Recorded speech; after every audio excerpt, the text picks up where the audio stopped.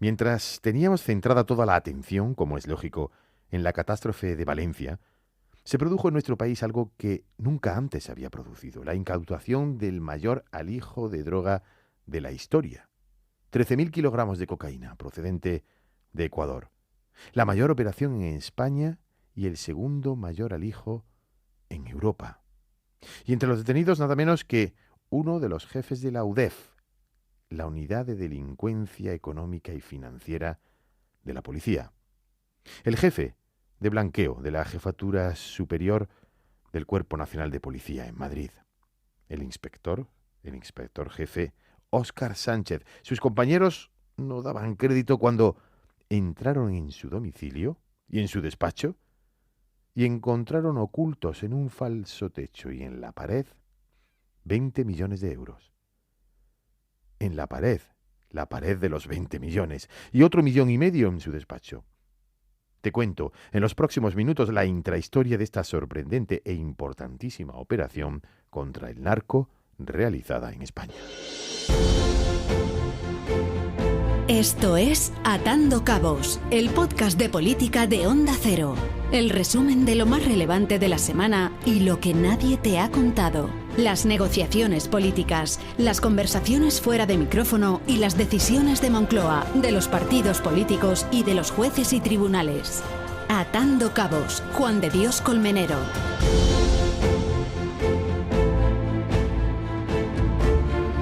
Eran las 4 de la tarde del pasado viernes 8 de noviembre cuando saltaba la noticia. Detenido el jefe de blanqueo de la UDEF por su relación con una operación antidroga que intentaba introducir en España 13.000 kilogramos de cocaína, el mayor alijo de la historia. El registro y detenciones se habían producido 3 días antes, cuando los agentes entraron en su casa, en su domicilio, y después de varias horas de búsqueda, dieron con el otro alijo, el alijo del dinero escondido. 20 millones emparedados en su casa. El dinero, en billetes de 500 y de 50 euros, estaba repartido. Unos 8 millones escondidos detrás del revoque de una pared. Y unos 12 millones en el falso techo del sótano. En el registro de su oficina se encontraron además una bolsa de plástico con otro 1.000.000 de euros en billetes de 50.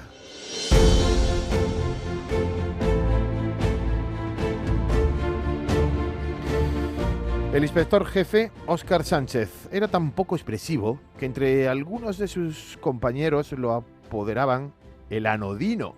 Otros le llamaban el soso. Pero muchos de sus compañeros coincidían en que era un buen jefe. El bajo perfil que se ocupó de cultivar como jefe de la Unidad de Delitos Económicos y Fiscales de la Jefatura Superior de Policía de Madrid, lo blindaba de toda sospecha, o al menos eso pensaba. Aún hay miembros de su unidad que no se terminan de creer lo sucedido, la inesperada detención de su jefe, de 48 años, acusado nada menos que de poner todo su conocimiento sobre la lucha contra la evasión fiscal, todo su conocimiento sobre el narcotráfico, a disposición de redes dedicadas a ingresar la droga a Europa a través de España. 4 años de investigación de la Unidad de Asuntos Internos del Cuerpo Nacional de Policía que permitió la mayor incautación de cocaína que jamás se ha realizado en España y el cinematográfico hallazgo de una fortuna que el inspector Sánchez Gil había escondido en las paredes de su chalet de Alcalá de Henares, donde vivía con su pareja, una agente de la Policía Judicial de esa localidad, que también está detenida.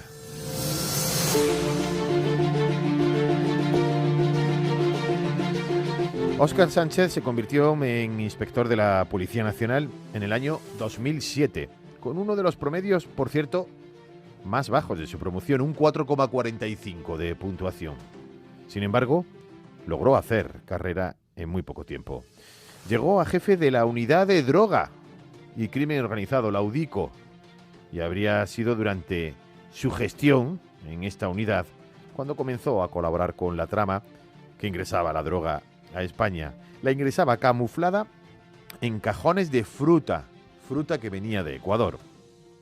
El rompecabezas de las sospechas comenzaron a partir de una empresa que se instaló en Alicante con el aparente noble propósito de importar fruta de Sudamérica y de la cual el inspector Sánchez Gil habría cobrado un sobresueldo.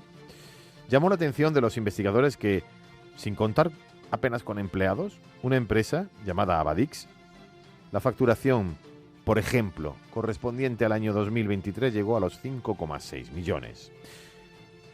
Pero en octubre, en uno de los contenedores con bananas de primera calidad que ingresaban a España y que ingresó a España por el puerto de Algeciras desde Guayaquil, en Ecuador, el escáner de la agencia tributaria descubrió 13 toneladas de cocaína, el decomiso más grande que se haya realizado en España, el segundo mayor detectado en toda Europa.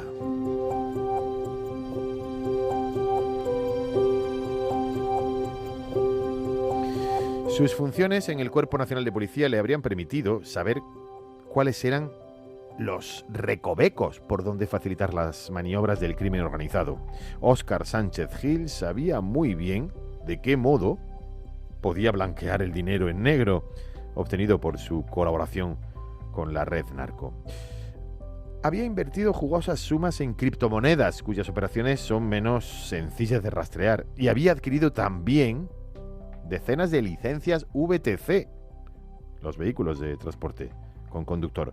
Algunas estaban a nombre de su pareja y otras a nombre de su cuñada. En total unas 70 de su cuñada, por cierto, que también fue detenida.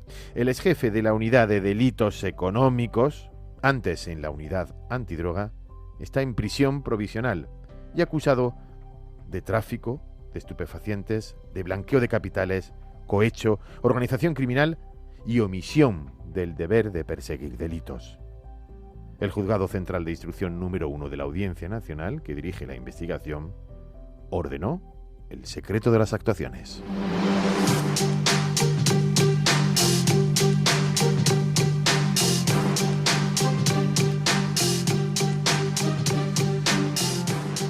Y sobre el resto de asuntos de actualidad, esta ha sido la fotografía sonora de la intensa semana política.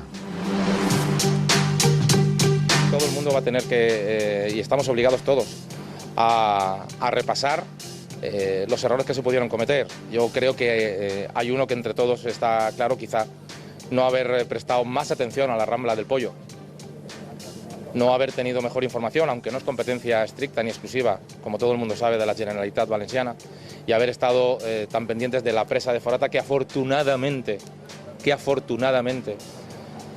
no se rompió. El gobierno está lo que hay que estar, y lo que estamos es en la reconstrucción, en la respuesta inmediata y en el relanzamiento de las zonas afectadas por la DANA, y posteriormente vendrá el debate político sobre qué cosas tenemos que mejorar ante esta emergencia climática y, sin duda alguna, ante la asunción de responsabilidades políticas que, evidentemente, pues tendrán que ser sustanciadas en las Cortes Generales y también, lógicamente, en el Parlamento de la Comunitat Valenciana. Que nosotros no vamos a entrar en el barro ni vamos a contribuir a que la política española se emponzoñe más. Vamos a trabajar y vamos a animar y vamos a seguir colaborando con todas nuestras fuerzas, también institucionales, para quitar el barro de las calles, pero para que ese barro no se traslade de las calles a la política o siga emponzoñando la política. Ahora, señores del Partido Popular, hay que estar en lo importante, al lado de la gente, dándoles respuesta, a su lado, dándoles soluciones. Y desde luego, no se preocupen, que tiempo habrá para futuros debates. Mire, yo creo que hay muchos ciudadanos españoles que creen que efectivamente, si la Generalitat Valenciana estuviese en manos del partido del gobierno, el comportamiento del gobierno hubiera sido distinto. Una comisión en la que queremos que se esclarezcan todo lo que pasó esos días, toda la parte previa y posterior gestionada por la Generalitat Valenciana, pero también las acciones de coordinación. Una comisión de investigación sobre estos acontecimientos. También que ministros del Gobierno de España expliquen por qué no declararon el estado de alarma.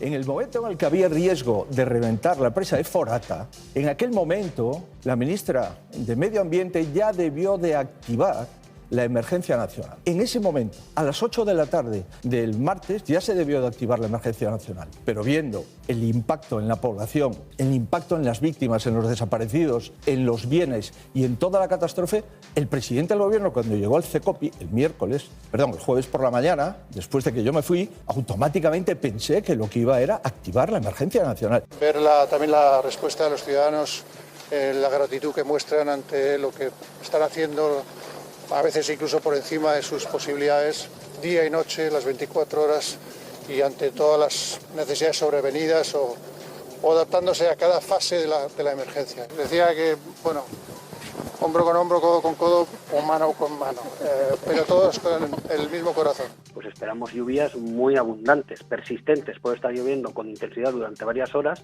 y en la provincia de Tarragona pueden acumularse más de 180 litros por metro cuadrado en menos de 12 horas. En Málaga, más de 120. Son cantidades muy abundantes en poco tiempo y esto, pues obviamente, si se cumple este pronóstico, va a dar lugar, casi sin ningún género de duda, a desbordamientos e inundaciones en zonas bajas y demás. Por lo tanto, en estas dos zonas hay que extremar la precaución, pero no nos olvidamos, como comentabas hace un momento, de la provincia de Valencia, ¿no? Porque allí pues va a llover sobre mojado, evidentemente. Si en cualquier momento hiciese falta la colaboración del Ejército, no dude usted, no tardaríamos ni un minuto en solicitarlo, porque se establecería así si no hiciera falta o bien la UME o bien, por otro lado, algún tipo de complemento por parte de las Fuerzas Armadas. Destaco la contradicción terrible en que incurrimos aquí al dedicarnos a lamentar la muerte de más de 200 personas, incluyendo muchos niños,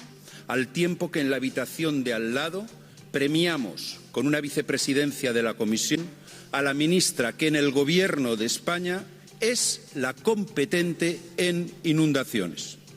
Por eso, con toda la consideración, pero con el alma encogida y como valenciano, ruego al Grupo Socialista que tenga la sensibilidad de proponer otra candidata como comisaria española.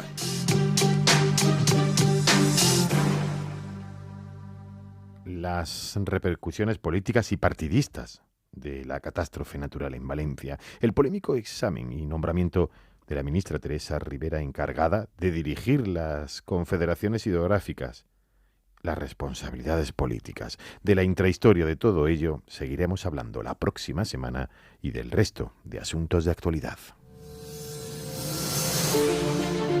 Esto es Atando Cabos, el podcast de información y análisis político que te resume y te cuenta lo que hay detrás de las decisiones más importantes, con Juan de Colmenero.